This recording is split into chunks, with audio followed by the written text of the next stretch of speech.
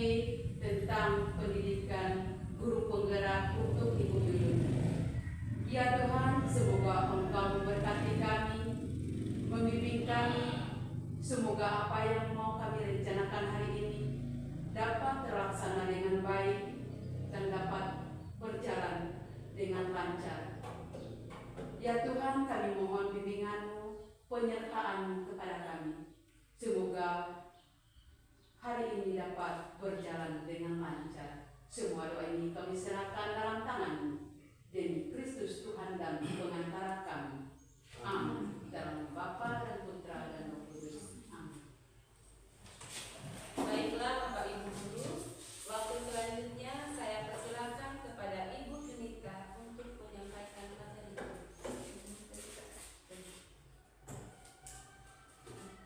Ya, baik. Selamat pagi Bapak Ibu Guru. Pagi. Ya, yang saya hormati kepala sekolah dan yang saya hormati juga rekan-rekan saya, Bapak Ibu Guru hebat di SDN 14 Nema ini. Pada kesempatan ini saya bersyukur sekali, berterima kasih kepada kita semua. Saya diberikan kesempatan untuk berbagi praktik baik bersama dengan Bapak Ibu Guru di tempat ini.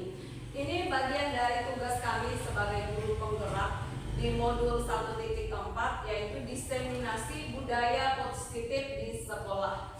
Nah, Bapak Ibu, di sini saya akan menyampaikan bagaimana budaya positif di sekolah. Bukan berarti saya lebih paham, bukan berarti saya lebih banyak tahu dari rekan-rekan semua, tetapi kita mau belajar bersama. Jadi kita mau memahami bersama apa sih budaya positif ini. Nah,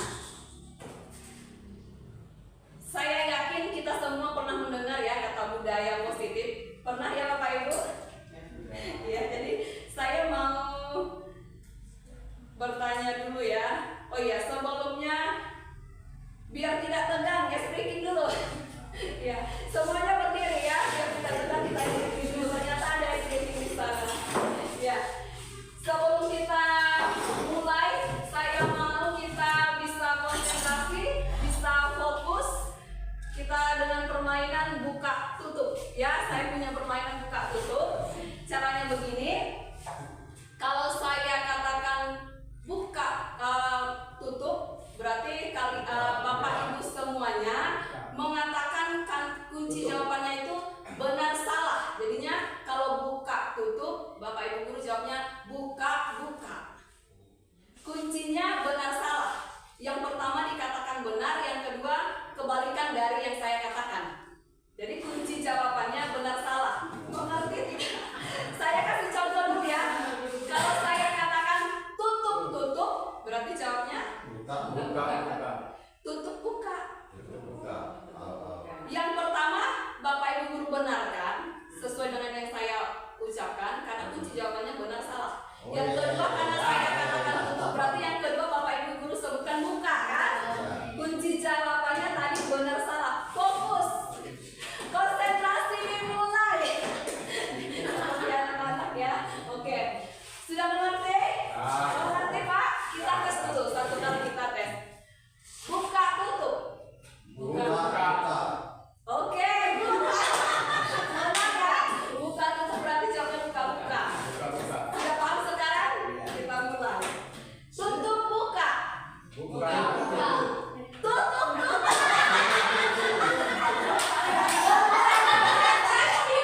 Iya. Kalau tutup buka berarti tutup. Buka. Iya. Buka tutup. Buka. Oke. Tutup. Tutup buka.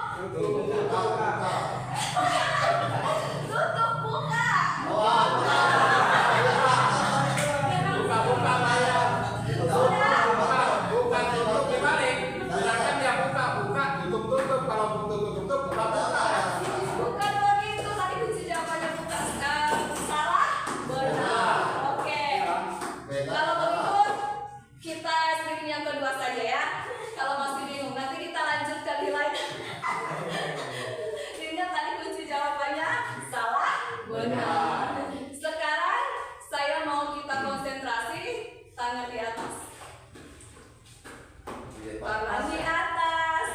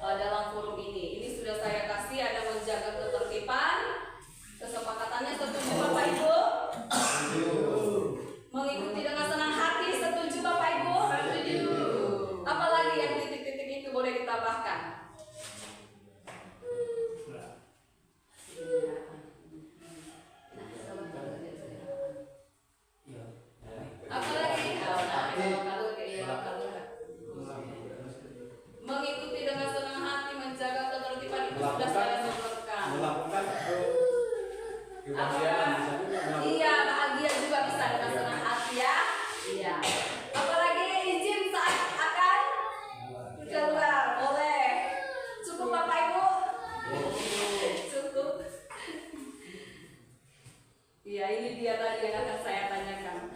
Karena hari ini saya akan menyampaikan tentang budaya positif di sekolah dan saya yakin kita semua sudah pernah mendengar kata ini. Sebelum saya menjelaskan ini, saya mau bertanya dulu kepada kita semua, apa itu budaya positif menurut Bapak Ibu semua? Budaya positif. Nilai-nilai kebaikan dan kebiasaan baik yang menjadi karakter dan akhirnya menjadi ciri khas suatu lembaga atau sekolah kita. Iya. Setuju sekali ya, baik sekali. Jadi menurut Bapak Indratmo, budaya positif itu adalah nilai-nilai kebaikan yang akan membangun karakter, yang akan menjadi bagian fondasi sebuah komunitas atau sebuah sekolah. Kita lihat bersama ya. Nah, tepat sekali ya. Apa itu budaya positif? Nah, budaya positif itu nilai-nilai atau keyakinan-keyakinan, kebiasaan-kebiasaan yang ada di sekolah dan tentunya berpihak pada murid. Ini bertujuan agar murid dapat berkembang menjadi pribadi yang lebih memiliki karakter yang kuat, ya, sesuai dengan profil pelajar Pancasila. Oke, ini dia budaya positif ya Bapak Ibu. Selanjutnya, untuk mewujudkan budaya positif, maka kita perlu menerapkan konsep-konsep sebagai berikut. Nah, ada 7 konsep yang perlu kita terapkan di sekolah untuk mewujudkan budaya positif di sekolah. Nah, yang pertama, kita perlu memahami perubahan paradigma belajar. Kemudian, konsep yang kedua itu tentang motivasi perilaku manusia. Dan konsep yang ketiga, 5 posisi kontrol. Selanjutnya, disiplin positif dan kebutuhan dasar manusia. Kita juga perlu memahami tentang bagaimana penyusunan keyakinan kelas. Kemudian, segitiga restitusi. Bapak Ibu, ini yang akan kita pelajari pada materi hari ini tentang budaya positif yang akan menerapkan konsep-konsep yang ada di depan ini. Nah, yang pertama kita mulai dari perubahan paradigma belajar, ilusi kontrol ya. Ilusi berarti sesuatu biasanya yang diandai-andai yang sebenarnya bukan seperti itu sebuah ilusi. Nah, makanya paradigma belajar di sini disebut juga ilusi kontrol. Nah, yang pertama di sini ilusi guru mengontrol murid. Nah, kita seringkali mengontrol murid. Kita lihat pada dasarnya kita dapat memaksa murid untuk berbuat sesuatu jikalau murid tersebut memilih untuk tidak melakukannya. Walaupun tampaknya guru sedang mengontrol perilaku murid, hal demikian terjadi karena murid sedang mengizinkan dirinya untuk dikontrol. Meskipun dia tidak suka karena guru mengontrol, dia mengizinkan dirinya untuk dikontrol. Saat itu bentuk kontrol guru menjadi kebutuhan dasar yang dipilih murid tersebut. Teori kontrol menyatakan bahwa semua perilaku memiliki tujuan, bahkan terhadap perilaku yang tidak disukai. Kadang kita dikontrol walaupun kita tidak disukai karena orang yang mengontrol, kita akan ikut kontrol. Nah, seperti itu dia, ilusi guru mengontrol murid. Kemudian yang kedua, ilusi bahwa semua penguatan positif, efektif, dan bermanfaat. Kita lihat, ternyata penguatan positif atau bujukan itu adalah bentuk-bentuk kontrol. Jadi bentuk kontrol, segala usaha untuk mempengaruhi murid agar mengulangi suatu perilaku tertentu adalah suatu usaha untuk mengontrol murid tersebut dalam jangka waktu tertentu. Kemungkinan murid tersebut akan menyadarinya dan mencoba untuk menolak bujukan kita, atau bisa jadi murid tersebut menjadi tergantung pada pendapat sang guru untuk berusaha. Nah, kalau bujukan biasanya kita memberikan penghargaan dan sebagainya. Nah, ini bagian dari kontrol. Meskipun murid misalnya tidak suka karena bujukan tadi, dia akan melakukannya. Nah, kita tidak tahu apakah ini berefek lama atau panjang atau singkat.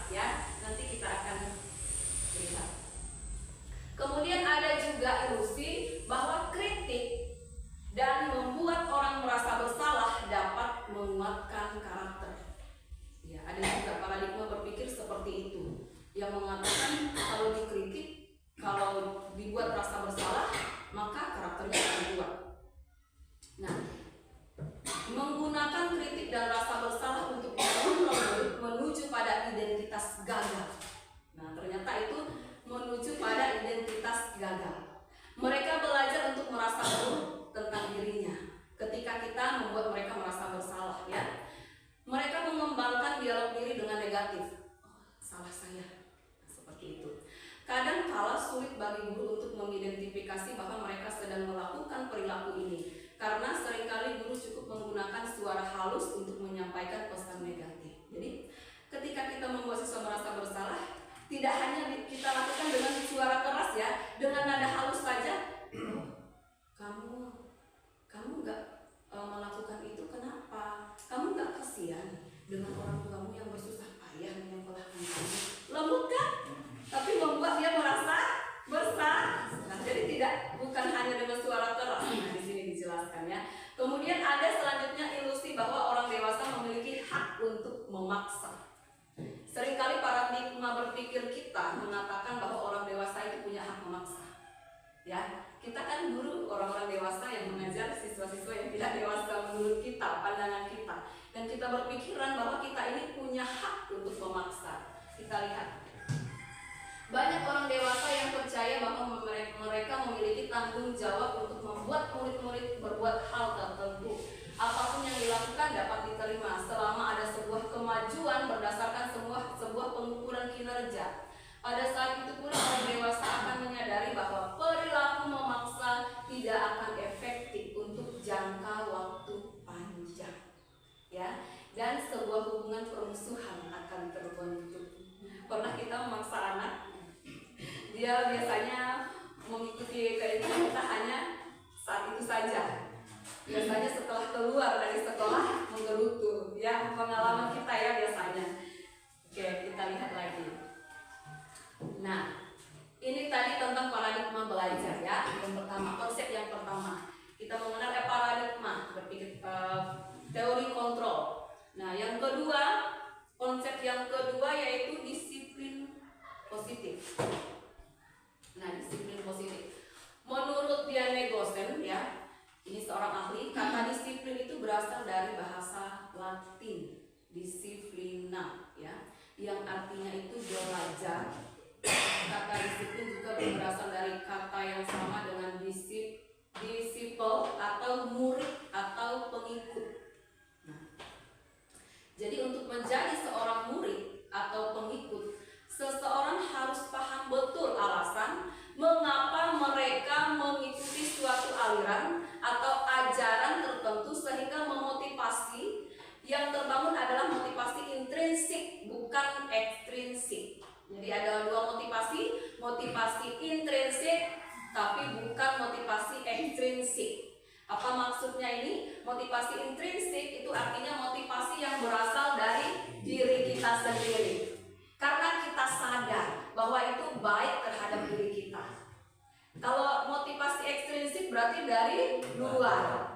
Seperti penghargaan tadi, kita motivasinya untuk dapat hadiah. Nah, itu motivasi ekstrinsik. Nah, sebagai pendidik, tujuan kita adalah menciptakan anak-anak yang memiliki disiplin diri, sehingga mereka bisa berperilaku dengan mengacu pada nilai-nilai kebajikan universal. Nah, apa itu nilai-nilai kebajikan? Kita akan lihat nanti, ya.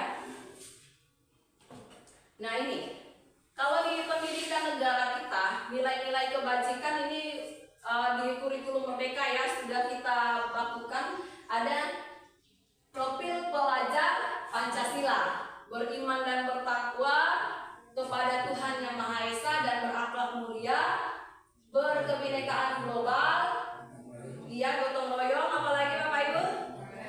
Kreatif, bernalar kritis, dan mandiri. Nilai-nilai ini paling besar dari sikap dan perilaku kita atau merupakan fondasi kita berperilaku. Ini pendidikan di negara kita. Tetapi masih banyak lagi nilai-nilai kebajikan lain yang harus kita miliki. Seperti contoh kejujuran, ya. Disiplin sendiri itu juga merupakan nilai kebajikan. Iya, daya antri, nilai-nilai kebajikan, apalagi nilai-nilai kebajikan, hal-hal baik yang perlu kita tingkatkan untuk menumbuhkan karakter kita. Banyak sekali ya, rasa percaya diri, gotong royong, mau bekerja sama, saling menghargai teman, mau menolong teman, itu juga bagian dari nilai-nilai kebajikan. Kepedulian, ya religius ya. Begitu ya Bapak Ibu, sudah paham semua sepertinya ya. Mantap, keren. Oke. Yang ketiga nih, motivasi perilaku manusia. Yang ketiga tadi motivasi perilaku manusia. Mengapa kita melakukan segala sesuatu? Apakah kita melakukan sesuatu karena ada dorongan dari lingkungan atau ada dorongan dari orang-orang lain? Nah, kalau kita lihat yang pertama, untuk menghindari ketidaknyamanan atau hukuman. Yang kedua, kenapa kita melakukan sesuatu? Untuk mendapatkan imbalan atau penghargaan dari orang lain. Ya, itu salah satu alasan juga ya. Kemudian, kenapa kita melakukan sesuatu? Untuk menjadi orang yang mereka inginkan dan menghargai diri sendiri dengan nilai-nilai yang mereka percaya. Nah, semuanya ini ada, sering dan pernah terjadi ya. Untuk menghindari ketidaknyamanan atau hukuman, biasa kan kita melakukan sesuatu, oh saya nggak nyaman dengan dia, meskipun itu bertolak belakang dengan keinginan kita melakukannya. Nah, yang lebih ideal yang mana?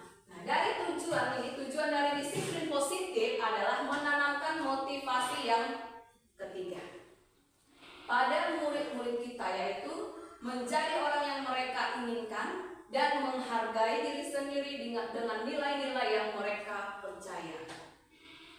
Tetap menghargai diri sendiri. Kalau kita katakan ya, diri kita menganggap bahwa itu keyakinan diri kita mau melakukannya. Nah, itu berdasarkan keyakinan diri kita lagi. Oh, itu menurut saya nilainya nilai menghargai orang lain. Oh, saya harus melakukan sesuai dengan apa yang saya percayai. Nah, ini motivasi perilaku manusia ya.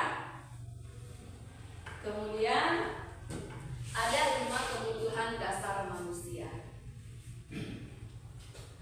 Tadi motivasi tadi timbul dari apa yang alasan-alasan dari luar, bisa juga alasan dari dalam. Nah, semuanya itu juga bisa dikaitkan dengan karena kita memiliki kebutuhan dasar. Manusia itu memiliki kebutuhan dasar. Makanya kita bisa melakukan hal-hal tindakan yang seperti sudah saya jelaskan di depan. Apa sih yang menjadi kebutuhan dasar kita itu? Nah, di sini ada 5, dalam materi ini disebutkan ada 5. Itu ada penguasaan, ada kesenangan, bertahan hidup, kasih sayang dan rasa diterima, kemudian kebebasan. Nah, seluruh tindakan manusia memiliki tujuan tertentu. Semua yang kita lakukan adalah usaha terbaik kita untuk mendapatkan apa yang kita inginkan. Inilah yang dinamakan kebutuhan atau keperluan. Nah, apa yang dimaksud dengan penguasaan dan sebagainya itu? Kita lihat di sana. Kalau kebutuhan bertahan hidup itu seperti kesehatan, kita butuh kesehatan. Perlu sehat nggak Bapak Ibu? Perlu. Kalau perlu sehat, berarti kita harus makan sehat. Kemudian kita juga perlu rumah. Nah, itu untuk bertahan hidup ya. Kita juga perlu makanan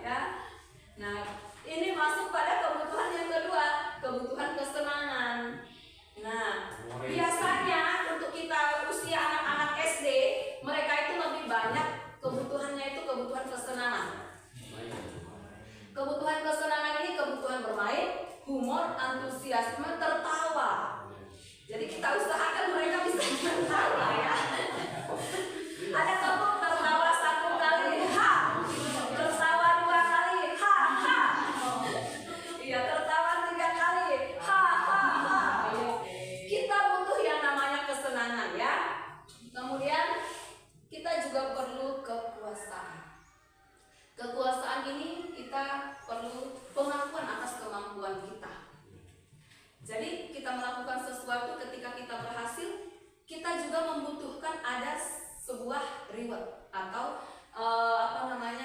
pujian, ya, penghargaan. Itu yang merupakan kebutuhan kekuasaan. Jadi pengakuan atas kemampuan. Nah, kemudian ada yang namanya kasih, salah petik ya, kasih sayang atau rasa diterima, cinta. Makanya kita perlu pasangan, dengarkan ya Bu Ica. Iya, kita perlu kasih sayang. Keinginan untuk tetap terhubung dengan orang lain, bukan hanya pasangan kita, tetapi rekan kerja kita. Kalau di dalam sebuah komunitas kita tidak memiliki hubungan yang baik, tidak ada kasih sayang antara rekan kerja, betah nggak kerjanya? Tidak betah ya. Kalau kita di sini semuanya saling menyayangi, ya, kasih mengasihi, sayang menyayangi, dan rasa diterima. Itu sebuah kebutuhan dasar, rasa diterima. Kemudian kebebasan. Kebebasan ini mandiri, memiliki pilihan, mencoba hal baru. Ketika anak-anak ingin bebas, dia sering sekali hal-hal yang baru. Makanya kita lihat karakter anak kita zaman sekarang ya, jauh beda dengan kita. Karena sekarang sudah banyak hal baru yang bermunculan. Jadi ini mencoba hal-hal baru, mampu mengendalikan arah dirinya. Nah, ini kita juga perlu kebebasan, tidak tergantung dengan orang lain. Kita mandiri. Nah, ini bagian dari kebutuhan dasar yang kelima, yaitu kebebasan. Bagaimana Bapak Ibu sampai di sini? Jelas? Nanti kita ada refleksi ya. Nah, ini cara kita menjalankan disiplin positif. Ada caranya ya. Nah, kita tadi sudah tahu disiplin positif itu adalah keyakinan, kebiasaan-kebiasaan yang akan membangun karakter kita. Nah, bagaimana cara kita menjalankannya Bapak Ibu? Nah, di sini ada hukuman, ada konsekuensi, dan ada restitusi. Ada 3. Kita akan lihat apa bedanya dari ketiga ini. Mana yang sering kita pakai, mana yang lebih baik. Sebelum kita menjawab, kita lihat dulu perbedaan dari ketiganya ya. Saya keluarkan dulu ini.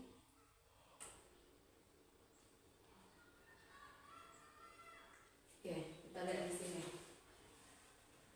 Nah, ternyata hukuman itu Bapak Ibu adalah identitas gagal. Nah, suatu yang menyakitkan harus terjadi, itu di hukuman. Kalau konsekuensi, sesuatu harus terjadi, itu sudah konsekuensinya. Kalau restitusi itu merupakan pilihan. Nanti kita lihat bagaimana restitusi. Mungkin masih bingung ya restitusi ini ya. Iya, restitusi itu merupakan suatu pilihan. Kemudian kalau hukuman, tidak nyaman untuk murid atau anak untuk jangka waktu panjang. Pernah kita mendengar cerita murid kita yang sudah tamat, dia ingat siapa dulu yang menghukumnya. Ya. Jangka panjang kan? Kemudian tidak nyaman untuk murid atau anak untuk jangka pendek kalau konsekuensi, karena ini merupakan sebuah kesepakatan bersama. Kalau konsekuensi itu sudah disepakati dengan Bapak Ibu guru, kalau terlambat kamu harus begini. Jadi dia sudah tahu. Nah, salah sendiri begitu ya. Kemudian restitusi menguatkan untuk murid anak dalam jangka waktu panjang. Dan hukuman itu juga korban mendapat keadilan. Tetapi konsekuensi korban bisa diabaikan. Untuk restitusi korban mendapat ganti. Nah, ini namanya nanti ada solusinya ya. Selanjutnya, perilaku fasik agresif meningkat. Jadi anak malah dihukum biasanya lebih agresif ya, bukannya jerak biasanya, malah agresif. Kemudian kalau untuk yang konsekuensi, penguatan hanya bertahan dalam jangka waktu pendek, dan restitusi masalah terpecahkan. Selanjutnya untuk hukuman, sistem tidak akan berjalan bila murid tidak takut. Kalau kita hukum, muridnya juga tidak takut, berjalan nggak hukuman kita? Ada efek nggak? Tidak kan? Murid tidak takut ketika kita hukum, besoknya ulangi lagi. Nah, seperti itu dia ya, jadi tidak efektif. Kalau untuk konsekuensi memerlukan monitoring dan supervisi terus-menerus dari guru, karena kita yang membuat kesepakatan bersama, jadi kita harus memonitor terus. Tapi kalau untuk restitusi, murid belajar bertanggung jawab untuk perilakunya.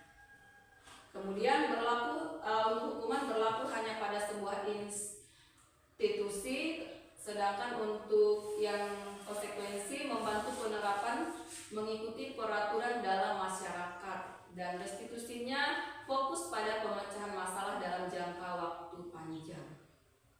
Ini menarik yang di tengah, ada negatif, netral, positif. Oke, jadi jelas sekali untuk yang hukuman itu dampaknya negatif ya. Kalau yang konsekuensi netral, ya, jadi netral 50-50. Istilahnya kita sudah punya kesepakatan, ya sudah itu kesepakatannya. Tapi kalau yang restitusi itu dampaknya positif, karena kita menuntun anak menemukan sendiri apa yang menjadi kesadaran dari perilakunya. Nanti saya akan bagikan apa itu restitusi ya. Ada model pemecahan masalah dengan cara restitusi. Oke.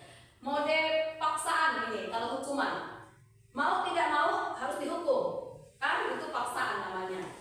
Kalau konsekuensi stimulus respon, karena sudah disepakati tadi. Kalau yang restitusi itu teori kontrol, jadi masuk kembali kita ke teori kontrol yang depan tadi.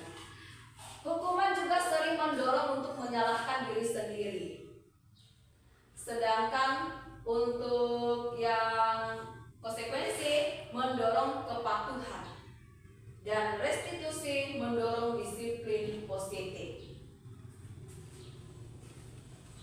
Ini masih panjang sekali ya. Saya lihat dulu yang di sini. Hukuman murid atau anak belajar menyembunyikan kesalahan. Biasanya mereka merasa takut, ya, menyembunyikan kesalahannya, tidak mau jujur karena takut dihukum.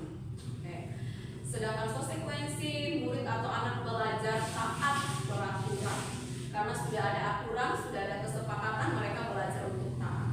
Restitusi, anak belajar memecahkan sebuah masalah.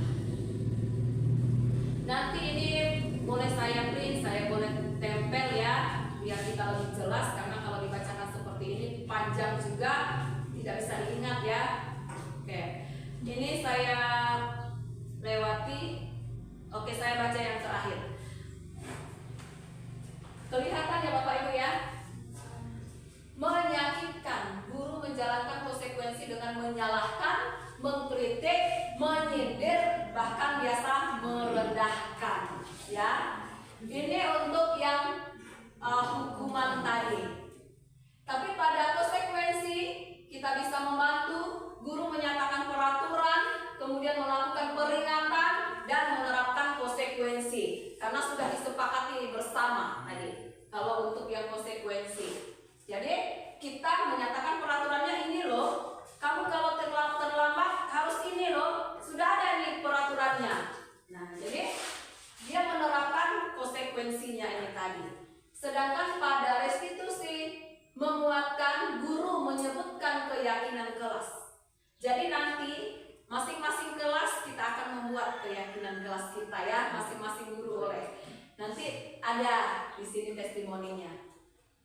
Kemudian membimbing kerangka acuan berpikir restitusi murid atau anak. Mereka akan menemukan sendiri apa yang menjadi solusi dari masalah mereka. Ya, ini bagian dari restitusi. Bisa lanjut ya Bapak Ibu ya? Bisa. Iya. Kita lanjutkan lagi di sini ya. Nah, ini tadi. Sekarang kita bisa jawab pertanyaannya. Mana yang sering kita pakai?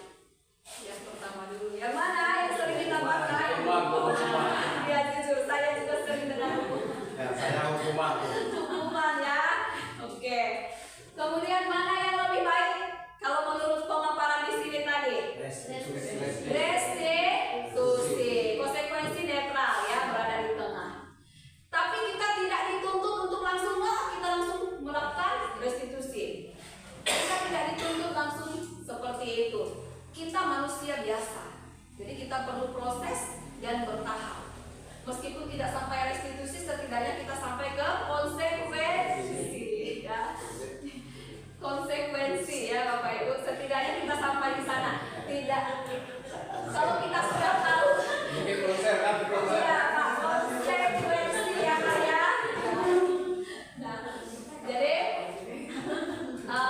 sedikit demi sedikit kita bisa mengurangi kebiasaan kita yang dulunya yang sering kita pakai ya Bapak Ibu. Mungkin tidak spontan, kita perlu proses. Kita pernah poin-poinnya. Oke. Nah, berikutnya ya Bapak Ibu, berikutnya ada 5 posisi kontrol guru. Guru mau dikontrol nggak? Ya, kontrol. Nah, 5 posisi kontrol guru. Ini posisi kita terhadap anak didik kita. Nah, bagaimana posisi kita? Coba kita lihat. Ada posisi penghukum, ada posisi pembuat rasa bersalah, ada posisi teman, ada posisi pemantau, ada juga posisi yang namanya manajer. Bukan manajer perusahaan ya. Ya, di sekolah juga manajer, ada juga manajer ya. Nah, bagaimana posisi penghukum itu? Kita mau lihat bersama. Posisi kontrol sebagai penghukum. Guru percaya bahwa dia yang terbaik. Guru menggunakan hukuman fisik maupun verbal, ya. Seperti misalnya hukuman verbal ini, kalau hukuman fisik kan ini mencubit, ya. Itu hukuman fisik. Kalau hukuman verbal juga termasuk hukuman loh. Kata-kata kita juga bisa termasuk hukuman. Kamu salah terus. Selalu pasti kamu yang terakhir mengumpulkan tugas. Patuhi aturannya. Awas kalau kamu salah lagi. Nah, itu hukuman verbal. Ya. Iya, begitu dia ya Bapak Ibu. Itu bagian dari hukuman. Posisi sebagai penghukum. Kemudian posisi kontrol kita pembuat rasa bersalah. Guru menggunakan intonasi yang lebih rendah, lemah lembut, dan mungkin keheningan untuk membuat situasi nyaman. Kemudian guru menggunakan kalimat agar murid merasa bersalah dan kasihan kepada guru ini tadi. Nah, ini contohnya ibu sangat kecewa kepada kamu. Nah, berarti kan lembut ya. Tetapi kita mengungkapkan bahwa kita kecewa dengan si anak. Anak merasa bersalah tidak kalau membuat gurunya kecewa? Merasa bersalah ya? Berapa kali ya Bapak harus memberitahu kamu? Bagaimana kalau orang tuamu tahu atas kesalahanmu ini?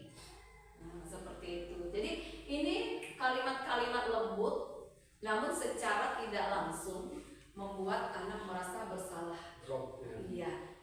Tapi biasanya tidak terjadi dengan anak kelas 1.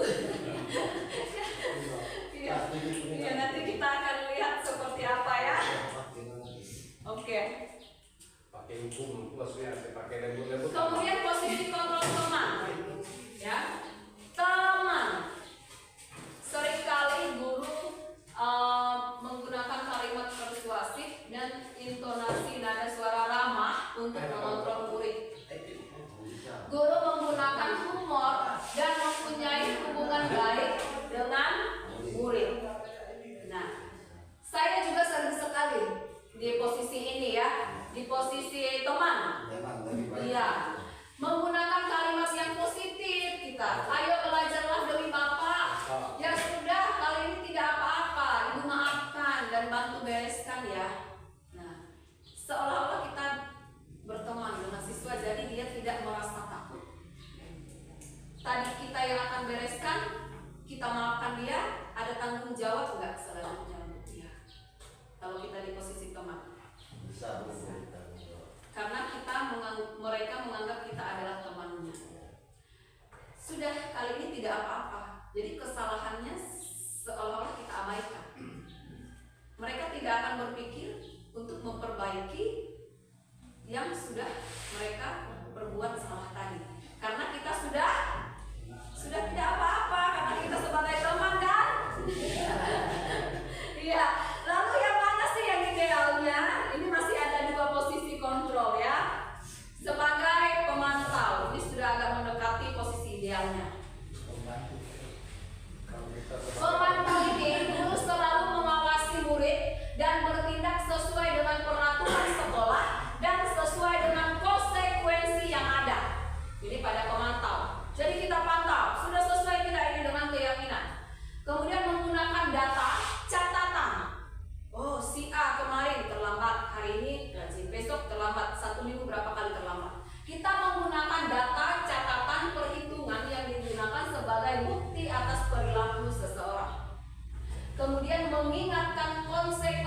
saat terjadi pelanggaran seperti peraturan apa yang telah kamu lakukan, kemudian konsekuensinya apa ya? Nah, kita tanya kepada siswa. Nah, seperti itu. Ini posisi kontrol sebagai pemantau. Oke. Sebagai pemantau kita lebih melihat seperti apa ya? Ada bukti fisik yang kita simpan. Dan terakhir, ini posisi kontrol sebagai manajer. Oke. Apa sih sebagai manajer itu? Guru mendukung murid untuk menemukan solusi atas permasalahannya sendiri. Kemudian guru mempersilahkan murid mempertanggungjawabkan perilakunya. Tanya, misalnya, ini kan tadi misalnya anak ini berkelahi dengan temannya, saya kasih contoh berkelahi dengan temannya, kemudian dia narik baju temannya lepas kancingnya, kita panggil dia, kita tanya, solusinya apa? Kita tidak langsung menyodorkan, oh kamu harus begini. Tapi kita mau tanya ke siswa apa solusi yang baik, ya. Mendukung murid, mempersilahkan dia bertanggung jawab. Kalau muridnya bertanggung jawab, dia akan menjawab apa? Seperti apa? Kalau menurut Bapak Ibu? Ini biasanya di kelas-kelas atas bisa dia menjawab sendiri, menemukan solusinya. Dia sudah melepaskan menarik baju temannya, kemudian kancingnya lepas untuk memperbaiki kesalahannya. Solusi apa yang bisa anak berikan? Kira-kira? Iya, menjahit kembali. Bu, saya mau menjahit kembali, Bu. Nah, itu kan solusinya muncul dari anak. Kita harus dukung. Kalau kamu mau jahit bajunya, ya sudah, kamu jahit sekali, kamu belajar seni menjahit. Kalau dia tidak pandai, Bu, saya nggak pandai. Kalau kamu nggak pandai, seperti apa solusinya? Oh, ada guru kesenian, Bu. Dia minta ajarkan ke guru kesenian misalnya. Atau dia meskipun tidak pandai harus tetap belajar. Ya. Nah, seperti itu dia posisinya manajer. Menggunakan ini guru mendukung murid untuk merdeka, mandiri dan bertanggung jawab. Kemudian menggunakan restitusi untuk mengajak murid menganalisis keadaan untuk memperbaiki kesalahannya dengan kalimat seperti ini, ada kalimatnya. Apa yang kita yakini? Ini selalu mengarah pada apa yang kita yakini. Karena pada kegiatan disiplin budaya positif ini diarahkan semua membuat suatu keyakinan kelas. Jadi di sini selalu diarahkan apa yang kita yakini, kemudian apa rencana kamu untuk memperbaiki ini. Seperti ini ya. Jadi kita lihat posisi kontrol manakah yang sering saya lakukan selama menjadi seorang guru. Kita kembali merefleksi diri ya Bapak Ibu. Tadi selama ini posisi kontrol, mungkin kita pernah melakukan semua posisi kontrol ini ya, secara tidak sengaja. Sebagai penghukum pernah, sebagai teman pernah, sebagai pemantau pernah, sebagai manajer pun pernah ya. Iya, sebagai manajer pun pernah. Jadi ini tidak mengharuskan kita langsung. Tadi yang idealnya itu posisi kontrol yang mana Bapak Ibu? Posisi kontrol manajer. Itu posisi yang paling idealnya. Tetapi sekali lagi saya katakan kita tidak dituntut langsung menjadi posisi kontrol seperti manajer. Setidaknya kita sudah masuk ke pemantau. Nah, yang lebih tinggi lagi sebagai manajer. Jadi kita bisa berefleksi diri ya. Sampai di sini mungkin ada tanggapan Bapak Ibu? Pemahamannya bagaimana? Setelah kita tahu sampai ke posisi kontrol Bapak Ibu, sudah ada pemahaman baru. Nah, ini maksudnya peraturan tanpa makna ya. Biasanya kita melakukan peraturan hanya langsung menyodorkan ke anak. Oh, ini peraturan kita, 1, tidak boleh keluar.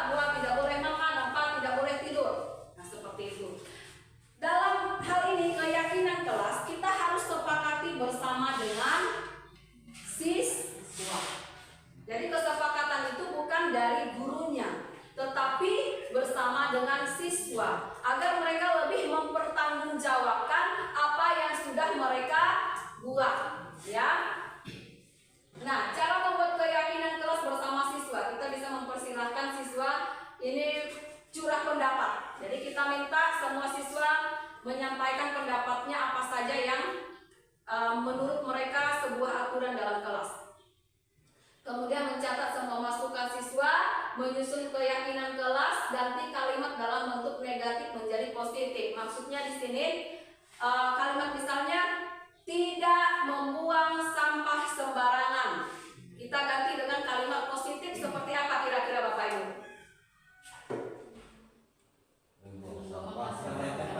Ya, bagus. 100. Membuang sampah Ada tempatnya. Oke, boleh ya.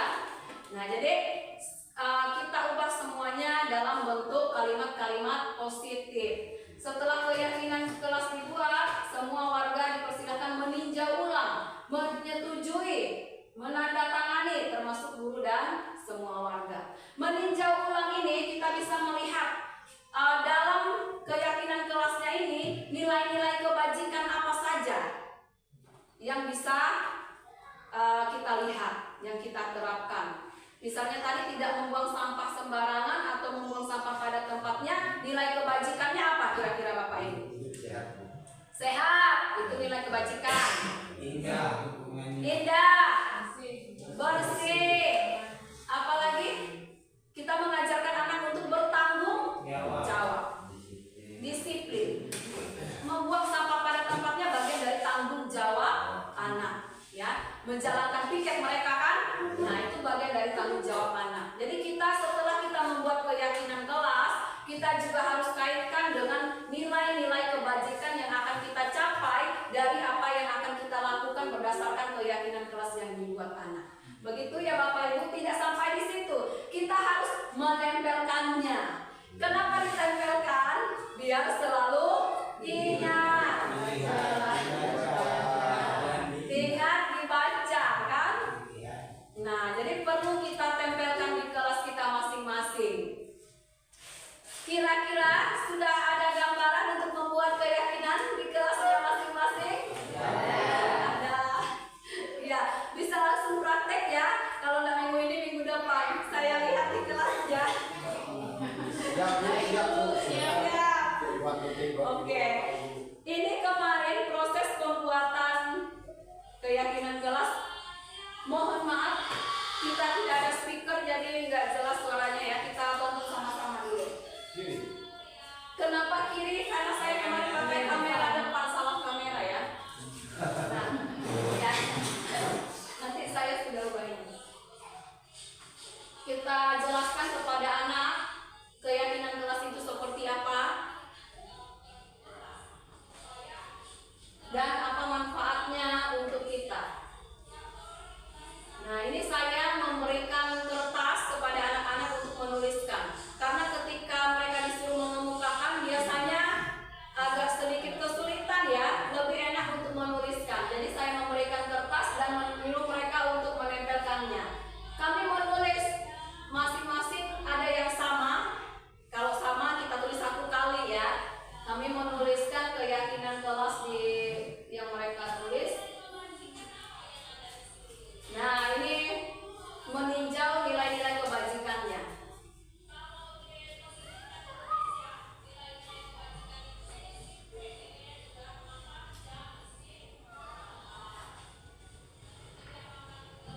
Dan yang lebih penting Bapak Ibu, nilai kebajikan itu kita nilai keyakinan kita buat lebih pendek ya. Ini kami meringkas kembali supaya mudah diingat. Jadi, nah, menolong teman misalnya, disiplin, tertib, nah seperti itu bisa.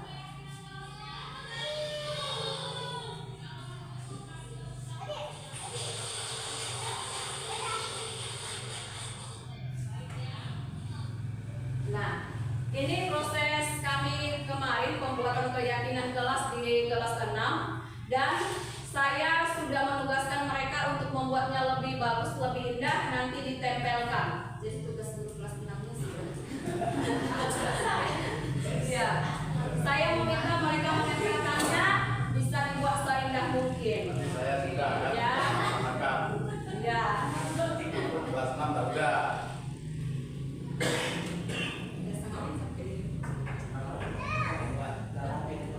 Oke.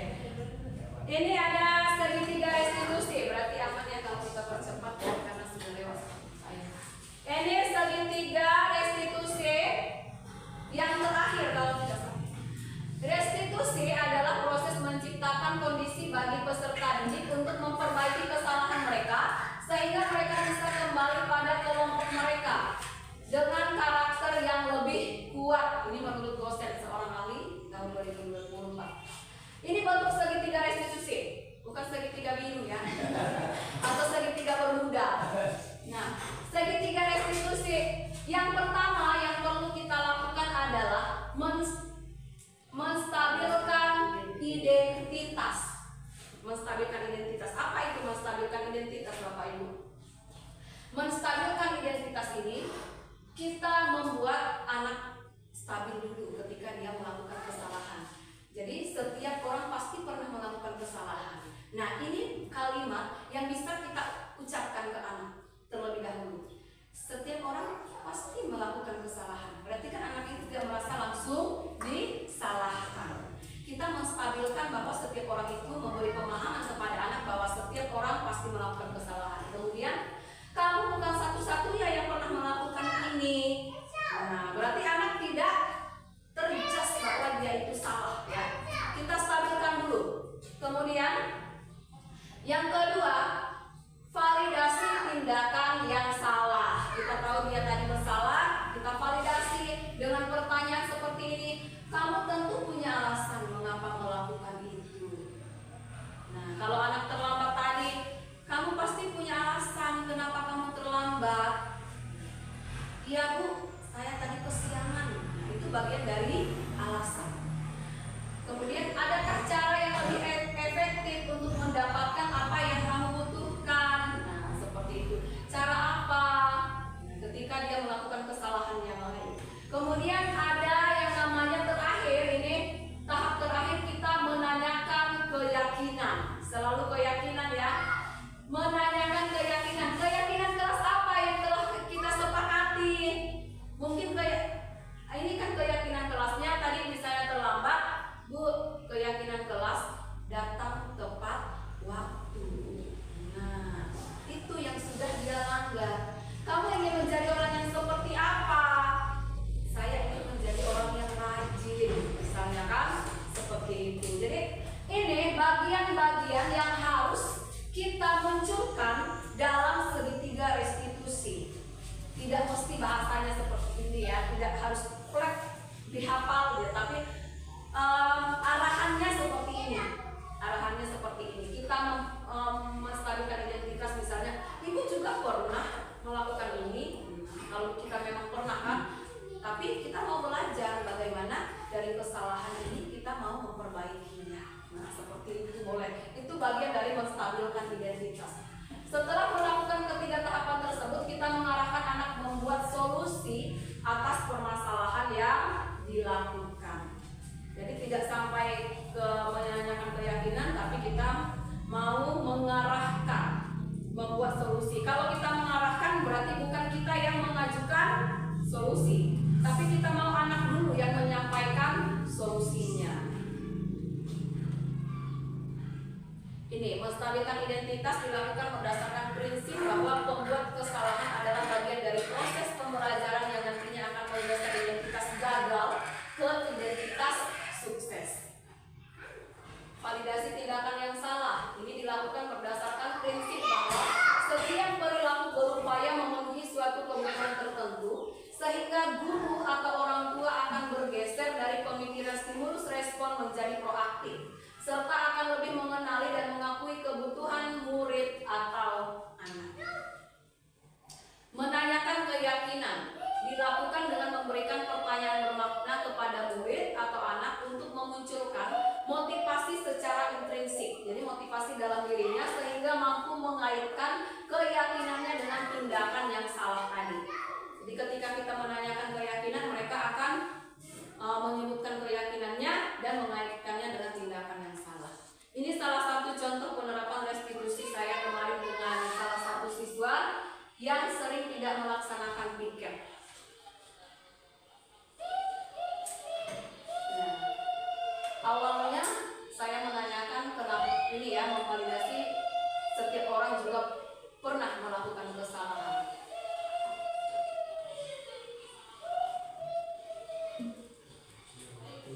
Ini menstabilkan identitas ya. Jadi saya menjelaskan bahwa kesalahan itu selalu ada. Tetapi kita tidak boleh membiarkan kesalahan itu menjadikan karakter kita nantinya tidak baik. Ini validasi kebutuhan. Jadi sebenarnya kenapa dia tidak menjalankan piket? Kemarin alasannya karena dia sering lupa dengan jadwal piketnya ya. Saya menanyakan keyakinan kelas mereka. Nah, dijawab keyakinan kelasnya itu tidak tertib ya, kemudian tidak bertanggung jawab karena siswa harus bertanggung jawab. Setelah menanyakan keyakinan kelas, saya kemudian menanyakan solusi apa yang harus dia lakukan. Katanya dia akan mencatat, mengingat jadwal piketnya, menulis dan akan melakukannya. Ya, nah ini saya sudah mulai mengarahkan dia untuk menemukan solusinya.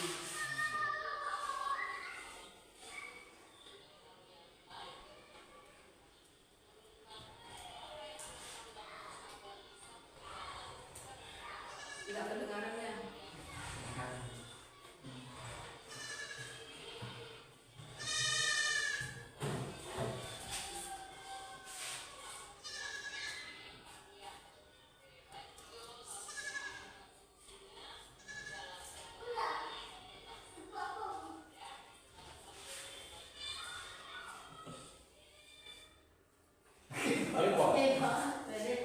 Iya, kiri kamera depan ya Bapak Ibu. Oke, Bapak Ibu juga bisa menerapkan segitiga restitusi ini. Di salah satu siswanya mencoba ya, boleh dengan skenario catatan dulu, tidak masalah. Dengan catatan nanti saya akan kasihkan ke Bapak Ibu bagaimana proses tahapan dari segitiga restitusi ini.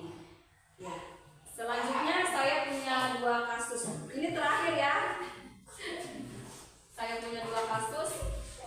Kasus yang pertama, seorang anak tidak mengerjakan PR dulunya. Ita, kenapa kamu tidak mengerjakan tugasmu? Saya lupa Pak. Ya sudah, tidak apa-apa. Perhatikan penjelasan ibu. Maksud saya Bapak ya, ini ya salah tulis hari ini. Guru pun melanjutkan pelajarannya.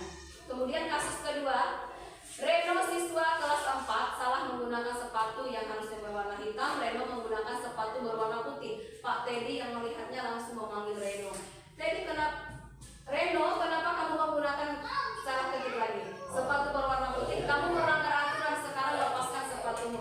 Saya tadi terburu-buru Pak, jadi saya langsung ambil sepatu putih. Tidak ada alasan, kamu lepas sepatumu. Sepanjang hari itu Reno belajar tanpa menggunakan sepatu.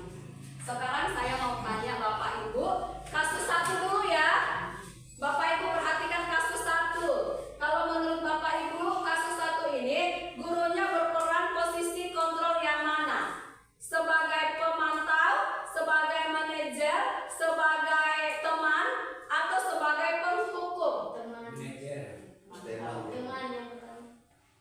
Kasus 1.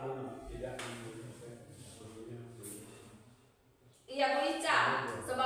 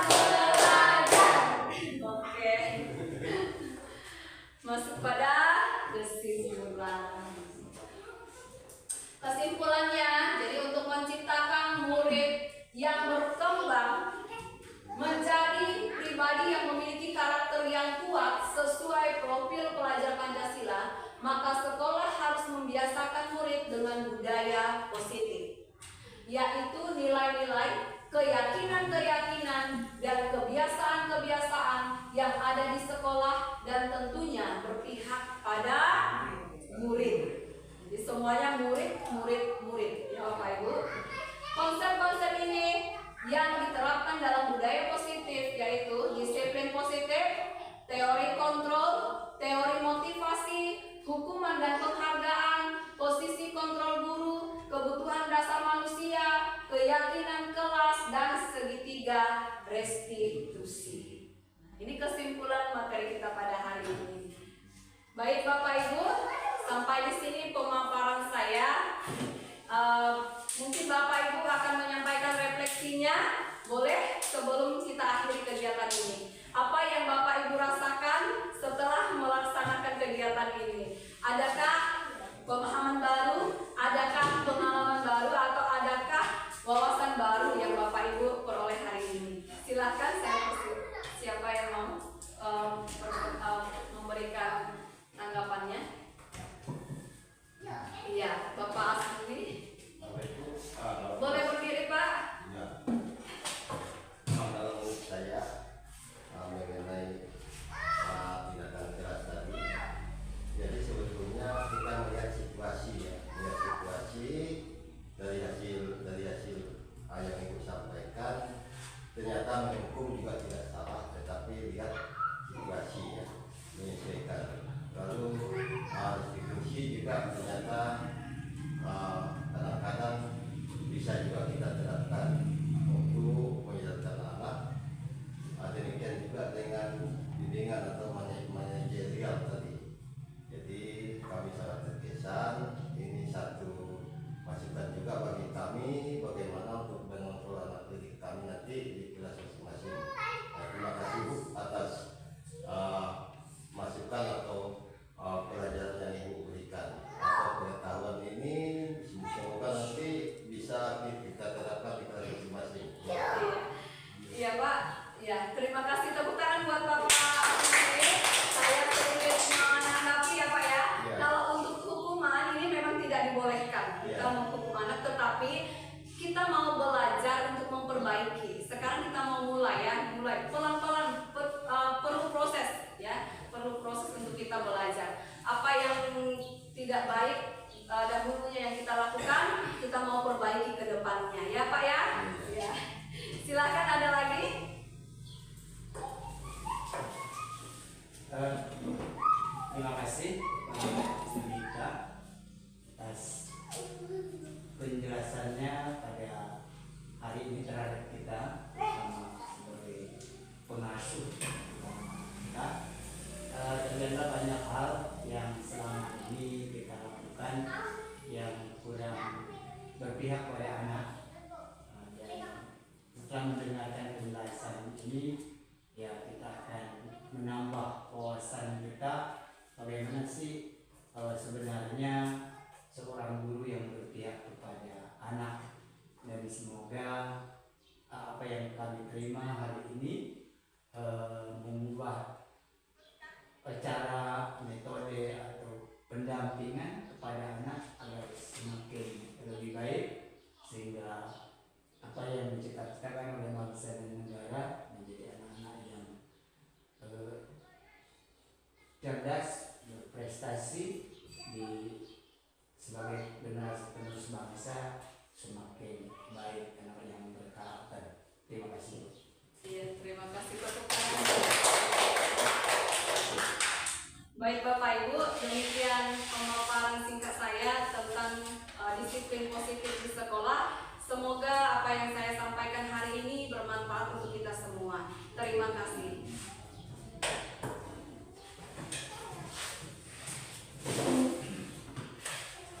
Terima kasih kepada Ibu Junita yang sudah berbagi praktik baik kepada kita semua pada hari ini. Semoga dapat bermanfaat bagi kita semua dan dapat diterapkan kepada anak-anak didik kita. Selanjutnya kita akan tutup acara kita dengan doa. Kepada Bapak Indranto, saya persilakan untuk memimpin doa tersebut.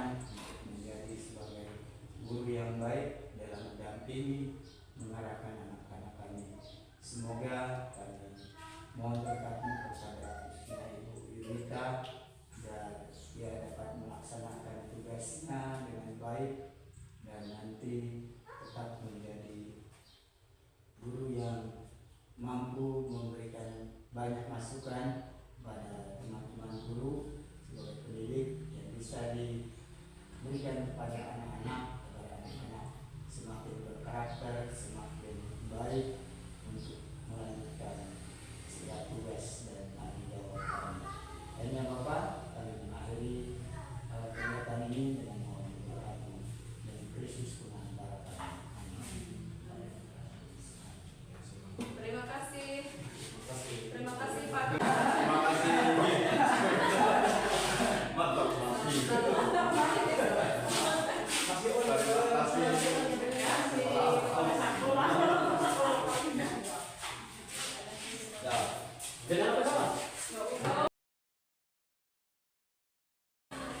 Selamat siang.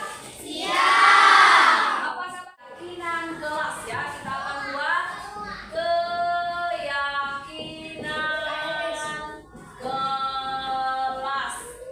Tahu keyakinan kelas? Tahu. Ya, keyakinan kelas itu seperti kesepakatan kelas, keyakinan apa yang akan kita lakukan di kelas, hal baik yang kita lakukan di kelas supaya kelas kita nyaman. Tulis ya, satu orang ibu kasih satu.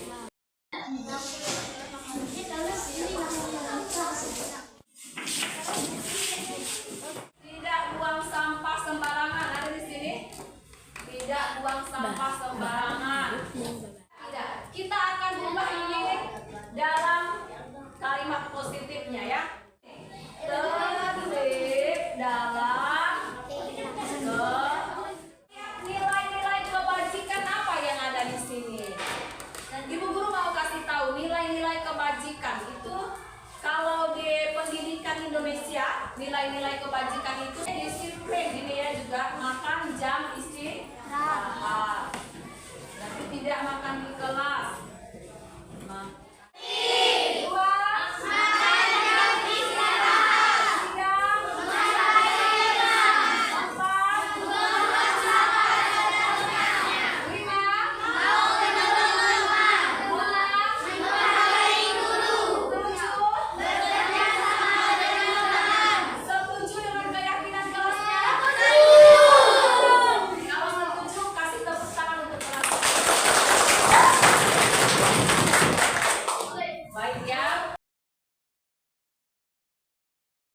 Chelsea, apa benar kamu mencoret buku gambarnya Dion?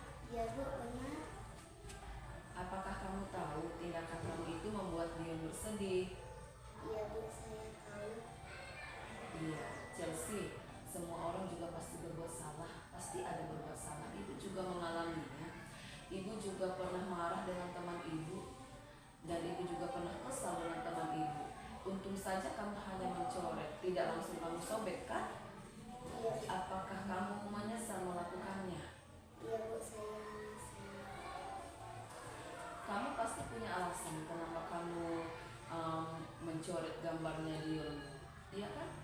Iya Bu, saya marah karena saya jengkel dengan kenapa saya harus Kamu dia punya penghapusnya terus. Sekarang coba kita pikirkan Chelsea, tindakan kamu yang marah dan mencoret gambarnya Dion itu sesuai tidak dengan keyakinan kelas yang sudah kita sepakati? tidak sesuai Bu. Tidak sesuai. Menurut kamu keyakinan kelas apa yang sudah kamu langgar? Menghargai teman, menyayangi teman, Menyayangi teman dan menghargai. teman. Iya betul sekali. Menurut kamu saling menghargai teman itu, saling menyayangi teman itu penting tidak untuk kamu? Penting.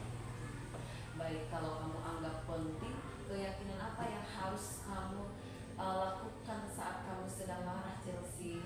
Harus lebih sabar Bu. Harus lebih sabar ya. Kamu bersedia tidak memperbaiki kesalahanmu ini? Bersedia Bu. Apa yang akan kamu lakukan untuk memperbaiki kesalahan ini? Saya akan lebih sabar lagi dan saya akan menghapus coretan gambar Dion. Iya, tepat sekali tindakan kamu, Chelsea. Nah, kamu akan menghapus coretan yang di buku